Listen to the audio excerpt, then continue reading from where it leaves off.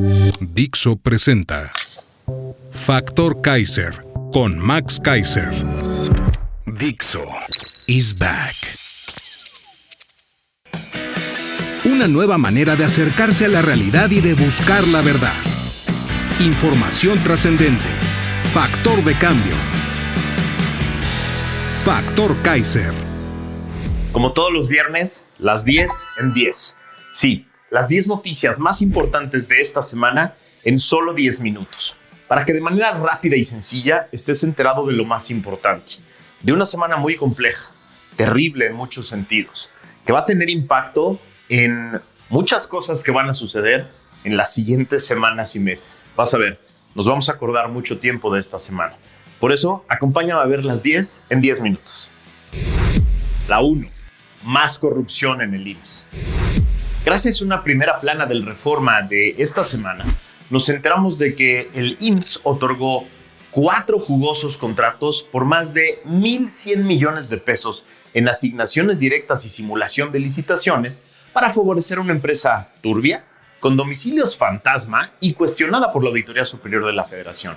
Se trata del grupo PM Soluciones y PM Soluciones, que no figuran en el Registro Público de Comercio y que en diversos contratos ha otorgado direcciones falsas distintas, en las que no se encuentra ninguna actividad relacionada con la empresa.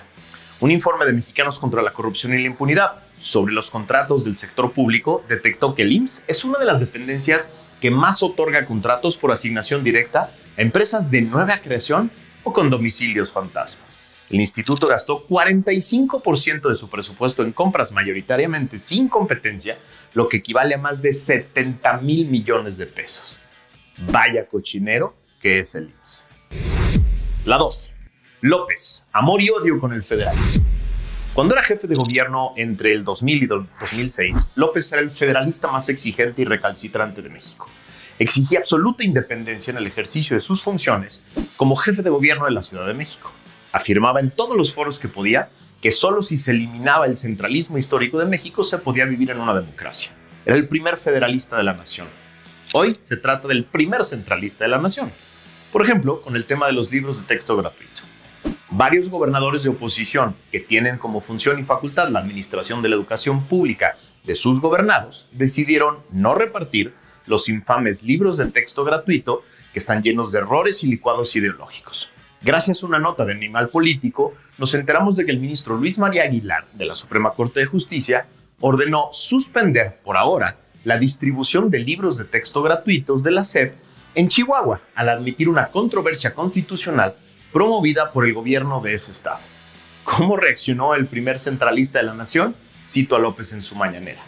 Una autoridad local consideró que actuando de manera irresponsable con fines politiqueros y además mostrando su conservadurismo extremo, presentó una controversia en la Corte y un ministro deshonesto, que creo que se llama Luis María Aguilar, que me consta que es deshonesto y muy conservador y muy adversario a nuestro movimiento, resolvió que no se distribuyan los libros de texto en Chihuahua. Eso declaró López durante su conferencia mañanera. Es decir, para el primer centralista de la nación, pelear por la vía institucional, por la independencia de las facultades de un Estado, es politiquería y conservadurismo.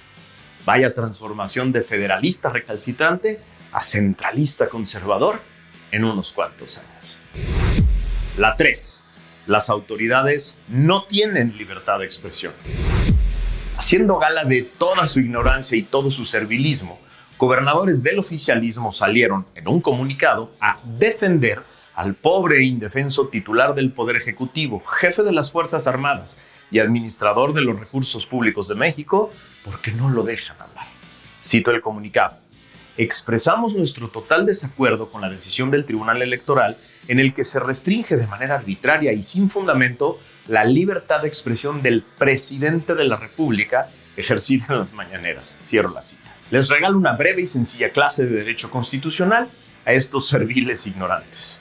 Andrés López, como persona, cuando no ejerce el cargo de presidente de la República, tiene los mismos derechos humanos que el resto de nosotros, establecidos en la Constitución y en los tratados internacionales. Ahora, Andrés López, cuando ejerce el cargo de presidente de la República, titular del Poder Ejecutivo desde la infame mañanera, como autoridad, tiene funciones, facultades y obligaciones que generan responsabilidades. Es decir, Cuando la autoridad llamada Presidente de la República, como cualquier otra, actúa, solo puede hacerlo con base en las funciones y facultades que le otorgan la Constitución y las leyes. Y tiene la obligación constitucional de, cito el artículo 1, promover, respetar, proteger y garantizar los derechos humanos de conformidad con los principios de universalidad, independencia, indivisibilidad y progresividad. Eso dice el artículo 1 de la Constitución. De nada por la clase de constitucional. La 4. Pemex mintió. Sí había conflicto de interés por la Casa Gris de Junior López. En medio del escándalo de la lujosa Casa Gris de Houston que ocupaba el Junior López, sin tener trabajo ni ingreso claros, tanto la empresa que le puso la casa a disposición como Pemex salieron a dar una indigna conferencia de prensa para decir que todo estaba bien, que ya le habían echado un ojo y que todo estaba bien y que no había problema, que no nos preocupáramos, que Baker Hughes era una empresa más y que contrataba con Pemex y no tenía beneficios extras. Mintieron. Gracias a una nota del Reforma derivada de una investigación de Mexicanos contra la Corrupción, hoy sabemos que Pemex Procurement International, PPI, la filial de Pemex domiciliada en Estados Unidos, otorgó al menos 27 contratos a Baker Hughes por un monto de $7.5 millones durante el tiempo que José Ramón López Beltrán vivió en una casa de un alto ejecutivo de la compañía en Houston, Texas. No antes, no después, sino durante la estancia del Junior en Estados Unidos. Espero que la SEC se apure con la investigación derivada de la denuncia que hizo la senadora Xóchitl Gálvez. Ya queremos resultados. La 5. 5 estados gobernados por Morena, los peores en acceso a la salud. Gracias a una nota de Animal Político de esta semana, nos enteramos de que el problema de falta de acceso a servicios de salud, que se agravó en todo el país entre el 2018 y el 2022, tuvo un escenario aún peor en 5 estados de los 32 entidades del país: Chiapas, Guerrero, Hidalgo, Michoacán y Oaxaca. 5 estados gobernados por Morena. En Chiapas, por ejemplo, la falta de acceso a servicios de salud pasó de afectar a 17% de la población en 2018 al 66% en 2022. En términos absolutos, esto se traduce en un incremento que fue de 939,000 a 3 millones. La situación fue similar en Oaxaca, donde el aumento porcentual en esos 4 años fue de 16% a 65%, o bien de 650,000 personas a 2.8 millones de habitantes. Para Guerrero, el porcentaje de personas sin acceso a servicios de salud pasó en ese periodo de 13% a 52%. Esto equivale a un alza de 428,000 a 1.9 millones de personas. A nivel nacional, Chiapas, Guerrero y Oaxaca ocupan además los 3 primeros lugares entre las entidades con más habitantes en condición de pobreza, de acuerdo con la medición de Coneval. En Chiapas el porcentaje de población pobre es de 67%, en Guerrero 60%, en Oaxaca 58%. La media del país es 36%. Es decir, Morena abandona a los que prometió defender. La 6. Cobertura desigual en medios de comunicación masiva. Entiendo perfecto que los medios de comunicación masiva son negocios que deben funcionar como negocios. Lo tengo muy claro y creo que es absurdo pelearse con esa idea. Tengo muy claro también que hoy, más que nunca, por la brutal competencia que existe y la multiplicidad de plataformas de comunicación, los medios de comunicación masiva tienen enormes dificultades para captar y sobre todo para retener la atención de un público que muy rápido pierde el interés. Justo por eso, me resulta tan ilógico y tan difícil de entender que la gran mayoría de los medios mexicanos le dediquen 2 horas completas de lunes a viernes en sus diversas plataformas y canales a pasar íntegro el absurdo show cómico musical conocido como La Mañanera. Le dediquen además a ese show el tiempo de reporteros, comunicadores para comentar absurdos y mentiras que ahí se dicen en tweets, reportajes, notas y cápsulas que pasan por sus diversos canales todo el día. Pero ahora no solo es La Mañanera.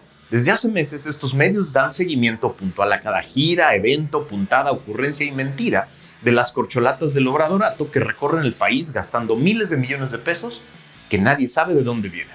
Me pregunto, ¿son las mañaneras y las campañas de las corcholatas eventos de tan alto interés del público en general que merecen tanto espacio, atención y recursos de los medios? Ahí les dejo la pregunta. La 7. Diputada de Morena exige retirar libros de texto de la SEP. En un raro e inusual desplante de dignidad y honestidad, la diputada chiapaneca de Morena y pedagoga de profesión, Adela Ramos, dijo en una conferencia de prensa esta semana, cito, "Me sumo a la posición de no distribuir los libros de texto en este ciclo escolar hasta que haya condiciones favorables, hasta que se resuelva de manera correcta y legal y jurídicamente este proceso. Señaló, y sigo la cita, es evidente que no solo se trata de errores ortográficos y gramaticales, sino de intenciones dogmáticas y filosóficas que conllevan un interés político con abusos exagerados, sesgando los derechos de nuestra niñez, toda vez que la educación debe ser el pleno desarrollo armonioso de las facultades físicas y mentales de nuestros niños y niñas para una vida productiva. Muy interesante, no solo por el valor de la diputada, sino por la confirmación de que el burdo intento de Morena para ideologizar niños y maestros en estos libros es cierta, como lo denunciamos aquí. En Factor Kaiser le seguiremos dando puntual seguimiento a este grave tema. La 8. López se burla de que lo cuestionen sobre masacre en Lagos de Moreno. Llevaba varios días el caso en la discusión pública. 5 jóvenes habían sido secuestrados y posiblemente asesinados en Lagos de Moreno. Un aterrador video e imágenes siniestras circulaban en las redes sociales. Todos ya lo habíamos visto y lo habíamos escuchado. El presidente, que presume levantarse a las 5 a.m. para tener una reunión de seguridad, seguramente sabía del caso. En la transmisión de la infame mañanera se escucha claramente a varios reporteros gritar: los jóvenes de Lagos de Moreno, Lagos de Moreno. El presidente hace su risa burlona, claramente escuchando lo que le estaban gritando y preguntando, se pone la mano en la oreja y cuenta un chiste en el que repite varias veces la frase "no oigo". Para mí es uno de los momentos más aterradores, desconsoladores, pero también reveladores del sexenio. Su desconexión con la realidad es total. Igual de indigno y aterrador fue el intento de defender de su porra, que trató de explicar que el presidente no escuchó la pregunta que varios reporteros gritaron en varias ocasiones. Ninguno de ellos pidió explicación sobre los 5 jóvenes, porque solo les preocupó tratar de hacer control de daños sobre uno de los peores momentos de esta presidencia. Y miren que hay de dónde escoger. La 9. Chelo y la farsa de su rebeldía. Hace más de un mes puse un tuit que decía así, me cito a mí mismo: Marcelo se volverá de pronto crítico del proceso de Morena. Acusará el evidente favoritismo por Claudia. Saldrá digno y rebelde de Morena. El compadre de López, Dante Delgado, lo recibirá con los brazos abiertos y lo hará su candidato. Todo parecerá una sorpresa y un acto de rompimiento, pero será evidente el burdo acuerdo entre López y Dante para robarle votos de clase media al frente, de aquellos incautos que dicen, bueno, ojalá por lo menos sea Marcelo. Es una simple hipótesis, pero aquí la dejo para que no se dejen engañar. Eso dije. Lo dije hace mes y medio y lo repito hoy. Yo creo que estas denuncias son una farsa acordada y controlada, porque solo exhibe lo que todos ya sabemos y ya vemos. Sí, si fuera un rebelde de verdad, nos platicaría exactamente todas las desgracias que vio y toda la corrupción que vivió adentro de Morena. La 10. Claudia le roba dinero a sus ex empleados de la CDMX. Gracias a un trascendido del periódico Reforma, nos enteramos de que Claudia le aplicó un delfinazo a sus ex empleados. Cito el trascendido del Reforma. Resulta que a cientos, si no es que a miles de trabajadores sindicalizados del gobierno capitalino les desaparecieron poco más de 2,000 pesos a cada uno de su fondo de ahorro. Se trata de un fondo capitalizable contemplado en el contrato que tiene la administración de la CDMX con el sindicato. Y por alguna extraña razón, en esta semana las distintas dependencias comenzaron a descubrir que les habían trasquilado lo que les correspondía por concepto de rendimientos de dicho fondo. Lo trataron de negar, pero el día siguiente se les cayó el teatrito porque les llegó una manifestación de trabajadores a la sede del gobierno en la Ciudad de México exigiendo respuestas. ¿Se imaginan en cuántas dependencias de la Ciudad de México, de los gobiernos locales y del gobierno federal les han robado dinero a los trabajadores que están ahí para supuestamente servir a la nación? Deben ser miles de millones. Ojalá se atrevieran a denunciar. Estas son las 10 noticias más importantes de esta semana que, como les dije al principio, seguro van a impactar en el futuro muy cercano de este país. Nos vamos a acordar de esta semana. Gracias por haberme acompañado. Nos vemos la que sigue.